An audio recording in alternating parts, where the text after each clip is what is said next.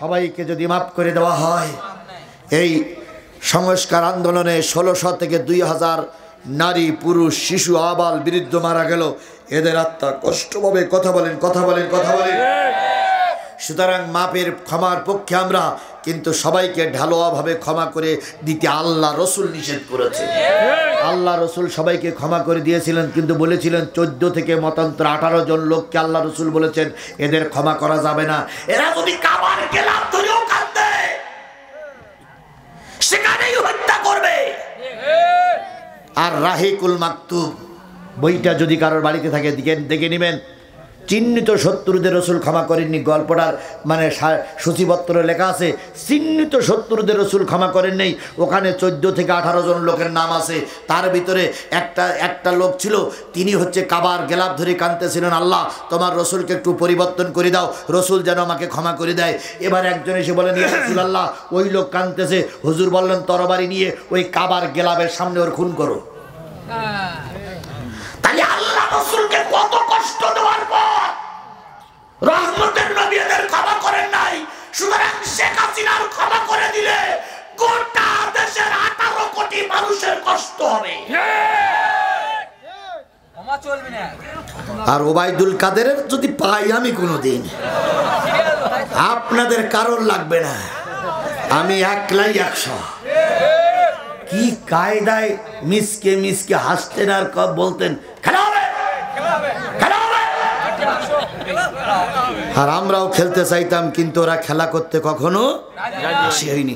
আমার ভাইরা, রাত অনেক হয়ে যাচ্ছে, আপনারা কষ্ট পাবেন। হযরত মুসা আলাইহিস সালামের বিরুদ্ধে কয়টা দোষ দেওয়া হলো? কয়টা কারণে? ফেরাউন 4টে আরজি পেশ করলো, 4টে আরজি শুনলেন না বলে মুসার বিরুদ্ধে আর 4টে দোষ দেওয়া হলো। জামানার পয়গম্বর, এই কোরআন শরীফের সবচেয়ে বেশি মুসার আলোচনা আছে। এই মুসা আলাইহিস সালাম রাগে দুঃখে ঘৃণায় কষ্টে জঙ্গলে জঙ্গলে ঘুরে বেড়ায়, আর ডেকে ডেকে কয় মালিক, ওরা বলে আমার নাকি পুরুষাঙ্গ নাই, ওরা বলে আমি নাকি হিজড়া, ওরা বলে আমি নাকি পুরুষত্বহীন, ওরা বলে আমার গায়ে নাকি ক্যান্সার, ওরা বলে আমার পুরুষাঙ্গে নাকি ক্যান্সার। ও মালিক, তোমার পক্ষ থেকে যতক্ষণ ভালো রিপোর্ট না আসবে ততক্ষণ আমি এলাকায় ফিরে যাব না, এলাকায় ফিরে যাব না। এলাকায় যদি আসে ছোট ছোট বাচ্চারা কয় এই সেই হুজুর, যে হুজুরির এই দোষ ওই দোষ, এই করেছে সেই করেছে। হুজুর তখন আর ভয়েতে, মানুষের ভয়েতে আসে না। আমাদের একটা সময় এমনও সময় গেছে আমরা লোকালয়ে যেতে পারতাম না, এলাকায় যেতে পারতাম না, গিলেই আওয়ামী লীগ যুবলীগ ছাত্রলীগের লোকেরা পুলিশ ডেকে ডেকে আমাদের ধরাই দিত। কি বলেন বলেন বলেন? অনেক সময় গোপনে গাপনে আমাদের থাকতে হয়েছে। কথা বলেন, কথা বলেন, কথা বলেন। আমার জীবনের একটা মিনিট ছোট্ট একটা কথা বলি। অনেকদিন শ্বশুর বাড়ি আসি, এলাকায় দারুণ পুলিশের চাপ। একদিন আসরের আজান দেওয়ার জন্য মসজিদে দাঁড়াইছে, আশহাদু আন্না মুহাম্মাদ রাসূলুল্লাহ পর্যন্ত বলিছে। একটা ছোট ছেলে এসে বলতেছে চাচা গ্রামে বলে পুলিশ ঢুকেছে। যেই না পুলিশ আজান ওই পর্যন্ত থুই মেরেছে দৌড়। কি বলেন বলেন? এরা এরকম ঘটনা ঘটেনি, এরকম ঘটনা ঘটেনি। গ্রামে খুব নির্যাতন চলছে। আমার স্ত্রী, আমার ছেলেরা, আমার পাড়া প্রতিবেশী বললো জিহাদি গ্রামে পুলিশ আসে শুধু তোমারে খোঁজে, তুমি একটু বাইরেই থাকো। আমি শ্বশুর বাড়ি আছি প্রায় 3 মাস। হঠাৎ করে আমি একদিন ছেলের মার কাছে বললাম যে আজকে কি বাড়ি আসবে একটু? তাহলে বাড়ি তো আসবা, প্রায় পুলিশের গাড়ি এই রাস্তা দিয়ে যায় আর হয়সেল দিতে দিতে যায়। তো এখন যদি আসো তো 10টার পরে এসো। আমার জীবনের কথা বলতেছি রে ভাই, আপনাদের কথা বলে কষ্ট দেব না। আমি মনে করলাম 2 দিন পরে যাই। শ্বশুর এসে বলতেছে বাবা বাজান 2-1 দিন একটু বাইরেই থাকা যায় না? তাই বললাম কেন বাজান? গতকালকে রাত্রি আমার গ্রামে পুলিশ আসছিল আর এই পাশ দিয়ে পুলিশের গাড়ি গেছে। আমি তো সারা রাত তোমার ঘুম পড়ায় রেখে আমি জেগে থাকি, কালকে কিন্তু পুলিশের গাড়ি গেছে।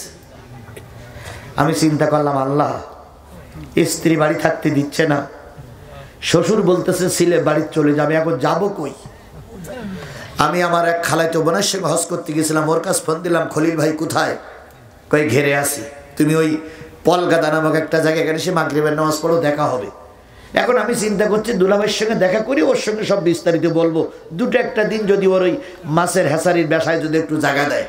এখন আমরা এসে মাগরিবের নামাজ পড়ি, দুইজন কথা বলতেছি, হঠাৎ করে একজন এসে বলতেছে মসজিদের সামনে তো সব সরিয়ে পড়ে, পুলিশের গাড়ি ঢুকেছে।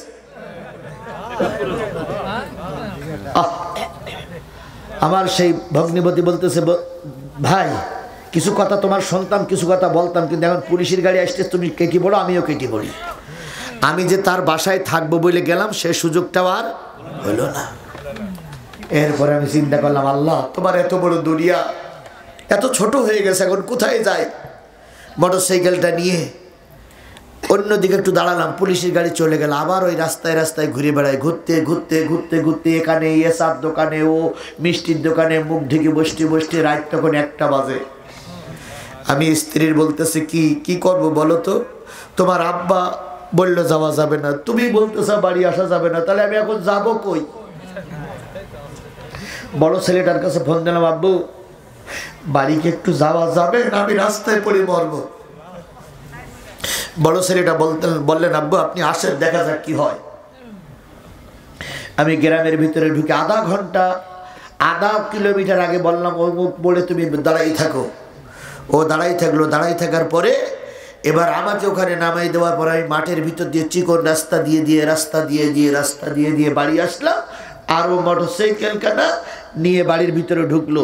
মোটরসাইকেল কানা নিয়ে বাড়ির ভিতরে ঢোকার পর সারাটা রাত, বিশ্বাস করুন কোরআন শরীফ সামনে, সারাটা রাত ছাদের পরে বসে বসে দাঁড়িয়ে দাঁড়িয়ে চকি পাহারা দেওয়া লেগেছে যে কখন পুলিশ ঢোকে। হঠাৎ করে দেখলাম দুটো লাইট আমার বাড়ির সামনে রাস্তা দিয়ে মারতে মারতে আসে। রাত তখন 3টে বাজে। এই দেখে ওইখান থেকে ছাদের থেকে লাফ মেরে অনেক দূরে যেয়ে পালাই আত্মগোপন করতে থাকলাম। কিছুক্ষণ পরে দেখলাম ওরা পুলিশ না অন্য লোক। এইভাবে করে কষ্ট করে আমাদের মাসের পর মাস, বছরের পরে বছর কাটাতে হয়েছে। এই মুসলমান কথা বলেন। আমরাও তো ক্ষমায় বিশ্বাস করি, রসুল ক্ষমায় বিশ্বাস করেছেন, আমিও তো ক্ষমায় বিশ্বাস করি। যখন ওদেরকে সামনে দেখি তখন এই ইতিহাসটা আমার মনে পড়ে, এই ইতিহাসটা আমাদের মনে পড়ে। তখন মনে হয় যে এদেরকে না মেরে কিছু করা যাবে না, কিন্তু উপরের নির্দেশ প্রতিশোধ নেওয়া যাবে না। এই জন্য অনেক সময় কষ্ট বুকে ধারণ করে চলতেছি। সব কষ্ট সেদিন দূর হয়ে যাবে যেদিন শুনবো আমার দেশটা কোরআনের দেশ হয়ে গেছে। আমি আপনাদের কাছে একটা ওয়াদা করতে পারি, আপনারা কি? আমি আপনাদের কাছে একটা ওয়াদা করবো, আপনারা কি ইসলামের খাতিরে একটা ওয়াদা করতে পারবেন? সে ওয়াদাটা হলো, আমি আজিজুল ইসলাম জিহাদি, আমার বাড়ি কোন জায়গায় বলেন তো? সাতক্ষীরা জেলার 4টা সিট। একজন হলো মুহাদ্দিস আব্দুল খালেক, আরেকজন হলো মুহাদ্দিস রবিউল বাশার, আরেকজন হলো অ্যাডভোকেট ইজ্জতুল্লাহ, আরেকজন হলো বীর মুক্তিযোদ্ধা গাজী নজরুল ইসলাম। আমি এই কোরআন শরীফ শপথ করে আপনাদের সামনে বায়াত গ্রহণ করছি, আল্লাহ যদি সাতক্ষীরার মানুষদের বাঁচাই রাখে আর আমাকে বাঁচাই রাখে, আমি ওই 4টা সিট কোরআনের জন্য উপহার দেব ইনশাআল্লাহ। আমার সাতক্ষীরা 4টা সিট বাংলাদেশ জামাত ইসলামীর জন্য জাতীয় সংসদ হিসাবে 4জন এমপিকে উপহার দেব। আমি আমার সাতক্ষীরা থেকে 4টা এমপি দেব। আপনারা শেরপুরের মানুষ কি শপথ দিতে পারবে যে আপনারা এই শেরপুর বাড়ি থেকে একজন জাতীয় সংসদ সদস্য 300 আসনের ভিতরে উপহার দেবেন? আপনারা এটাকে আপনারা বলতে পারবে? ও জাতি শপথ দিতে পারবা? আমরা যদি 4টে দিতে পারি, আপনারা একটা দিতে পারবেন না? আপনারা একটা দিতে পারবেন না? ওই নন্দীগ্রামের থেকে পাশ করবো, ওটা আপনার দেখার দরকার নাই। ওই আমি ওখানে বলছি না, ওই বগুড়া শহরের থেকে পাশ করবে, ও দায়িত্ব আপনার নয়।